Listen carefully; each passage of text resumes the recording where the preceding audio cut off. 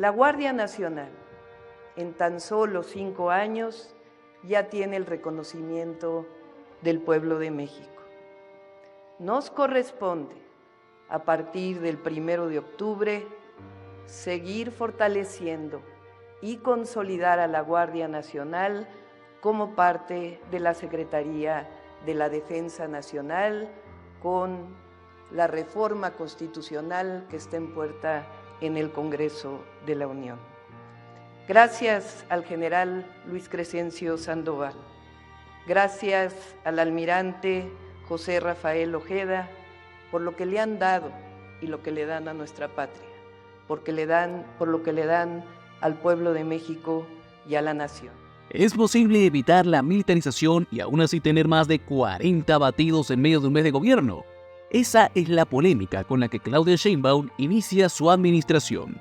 En este video vamos a analizar cómo, pese a la promesa de evitar una guerra contra el narco, los primeros días del gobierno de Sheinbaum están marcados por enfrentamientos violentos que han dejado decenas de muertos. Desde el primer día de su gobierno, se han registrado operativos y enfrentamientos en diferentes puntos de México, desde Guerrero hasta Sinaloa y Chiapas, cuestionando su estrategia de seguridad sin militarización, y eso muy entre comillas. Lo primero que es muy importante es, no va a regresar la guerra contra el narco de Calderón. No buscamos ejecuciones extrajudiciales, que era lo que ocurría.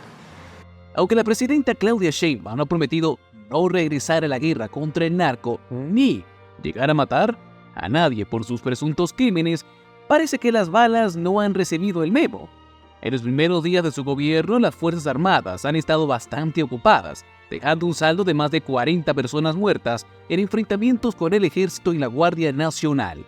Esto incluye casos en Guerrero, donde 14 presuntos delincuentes cayeron en Tecpan de Galeana, y en Culiacán, con la muerte de 19 pistoleros asociados al famoso El Max o El Oso, en un tiroteo con militares. ¿Es esta la estrategia de paz que prometió? Porque, para no ser una guerra contra el narco, el resultado se asemeja bastante a un campo de batalla. De hecho, entre estos abatidos encontramos no solo a presuntos criminales, sino también a migrantes en Chiapas y, trágicamente, a civiles inocentes en Tamaulipas, como una niña de 8 años que perdió la vida por disparos de las Fuerzas Armadas.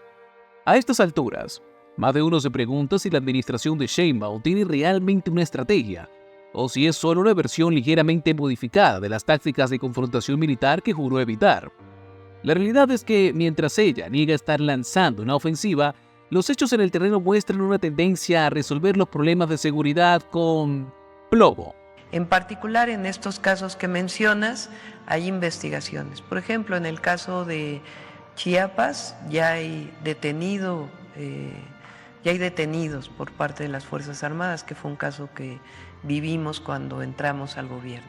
Y en los otros casos, cuando hay situaciones como estas, hay investigación. Es decir, nosotros no vamos a permitir que haya ejecuciones fuera de la ley, eso no. Distinto es en un marco de violencia cuando son atacadas las Fuerzas Armadas. Ni más ni menos.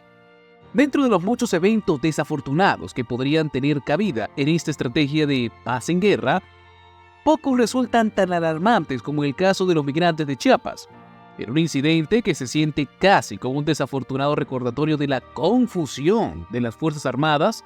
Soldados dispararon a un grupo de migrantes, matando a 6 de ellos. En un parpadeo, personas de países tan distantes como Egipto y Nepal pasaron de buscar una nueva vida a convertirse en víctimas de un error fatal. La versión oficial apunta que los soldados confundieron las camionetas de los migrantes con las de grupos criminales, ya que aparentemente las dos tenían características similares. Quizá en este México moderno los vehículos son tan parecidos que ni siquiera los militares pueden distinguir entre un grupo de personas vulnerables y una célula delictiva. Sheinbaum calificó el hecho como lamentable y prometió una investigación, pero queda la duda de si esta es la primera de muchas confusiones bajo su administración. Y como si esto no fuera suficiente, los números no mienten. En el transcurso de unos cuantos días, la administración de Sheinbaum ha acumulado ya un saldo de errores y enfrentamientos donde los muertos no solo incluyen a presuntos criminales, sino también a civiles inocentes. En Tamaulipas, una niña de tan solo 8 años y una enfermera perdieron la vida en un operativo militar. Los familiares de estas víctimas han alzado la voz denunciando que las Fuerzas Armadas dispararon sin motivo aparente, pero, como siempre, el ejército asegura que solo respondía a una amenaza. La situación es difícil de ignorar. Por un lado, la administración insiste en que no busca regresar en la guerra, pero por el otro las cifras y los casos parecen indicar otra cosa. ¿Es realmente posible abrazar y no balacear cuando las fuerzas de seguridad han estado consistentemente involucradas en episodios de violencia letal desde el primer día de gobierno?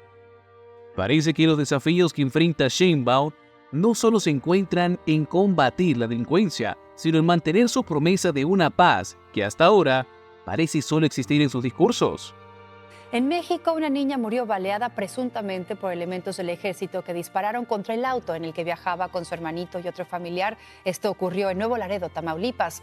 A su madre, que es enfermera, le tocó recibirla en el hospital, desafortunadamente ya sin vida. Si el plan de Sheinbaum era no regresar a la guerra, los números parecen haber sido bastante desobedientes. A lo largo de estas semanas, los casos de civiles afectados y presuntos delincuentes abatidos siguen sumándose en distintas partes del país, como si no hubieran recibido la noticia de que la violencia no es la estrategia central. En Nuevo Laredo, Tamaulipas, un operativo militar dejó víctimas que incluían a una niña de 8 años y a una enfermera. Ambos fueron alcanzados por las balas del ejército, que en lugar de proteger a la ciudadanía, parece estar atado a un instinto de disparar primero y preguntar después. Según testigos, los soldados actuaron sin motivo aparente, aunque claro, las autoridades militares insisten en que respondían a una supuesta amenaza. Es interesante ver cómo en esta estrategia de paz, los civiles terminan a menudo en el fuego cruzado, como si fueran meros daños colaterales de una operación en la que la discreción y el criterio son aparentemente opcionales.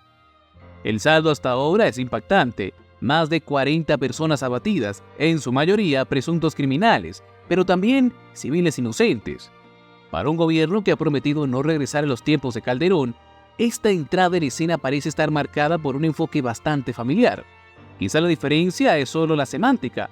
Ahora no es una guerra, sino una serie de operativos de paz, con consecuencias bastante letales.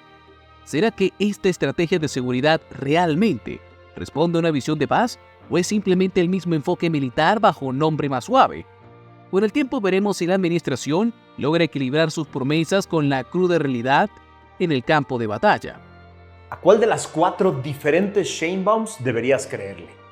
¿La de los discursos radicales a su porra y la que actúa en consecuencia?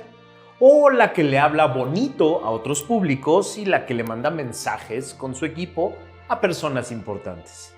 Les miente con la verdad para salirse con la suya, tal como lo hacía su antecesor. Apenas llevamos un mes, y ya muchos se preguntan si el gobierno de Sheinbaum realmente es tan distinto al de sus predecesores. Recordemos que, en su momento, Felipe Calderón lanzó su infame guerra contra el narco, y Andrés Manuel López Obrador prometió una alternativa pacífica bajo el lema de abrazos y no balazos. Ahora Sheinbaum parecía querer marcar distancia de ambos con su estrategia de paz sin militarización. Pero, hasta ahora, parece que los abrazos se han quedado en promesas y los balazos, bueno, de esos no han faltado. Con más de 40 abatidos, el arranque de Sheinbaum es uno de los más violentos en comparación con los primeros días de sus antecesores. Aunque insiste en que su estrategia busca evitar enfrentamientos, los hechos en el campo parecieran mostrar lo contrario. Incluso, cuando se critica a Calderón por sus acciones, al menos su enfoque fue claro, era una guerra. En cambio, la administración de Sheinbaum parece caminar en una línea gris, en la que oficialmente no hay guerra, pero en la práctica la violencia continúa, acumulando cifras bastante preocupantes. Si este es el nuevo enfoque sin militarización, hay quien podría argumentar que se ve peligrosamente parecido a lo que hemos visto antes. Tal vez la única diferencia es el discurso, pero las balas no parecen distinguir entre administraciones.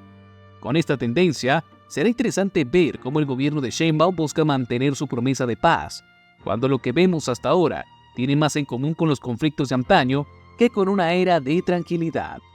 En apenas unas semanas, Claudia Sheinbaum se enfrenta a un reto bastante complejo y lleno de contradicciones. A pesar de su promesa de no regresar a la estrategia de una guerra contra el narco, los resultados sobre el terreno muestran otra historia. Con más de 40 muertos en distintos operativos, incluyendo casos trágicos como el de los migrantes en Chiapas y los civiles en Tamaulipas, queda la pregunta de si su administración realmente está preparada para implementar una estrategia de paz efectiva, o si el compromiso de evitar la violencia es solo una declaración de intenciones. La pregunta crucial es si la administración de Sheinbaum logrará controlar esta escalada de violencia o si terminará viéndose obligada a utilizar tácticas militares cada vez más intensas como sus predecesores. Es posible que se necesiten más de unas cuantas buenas intenciones para revertir décadas de violencia y crimen organizado en México. Sin embargo, el tiempo y los resultados dirán si su enfoque logra diferenciarse verdaderamente de los anteriores o si, pese a todo, termina replicando un modelo que ha dejado ya demasiadas heridas abiertas en el país. Entonces, ¿es posible implementar una política de seguridad sin recurrir a la violencia que tanto se prometió evitar? ¿O estamos viendo el inicio de otra administración atrapada en la misma historia? Comparte tu opinión en los comentarios y no olvides suscribirte para seguir con más análisis sobre el rumbo de México en esta nueva etapa de gobierno. Somos Nación y Frontera y estamos aquí para traerte la verdad.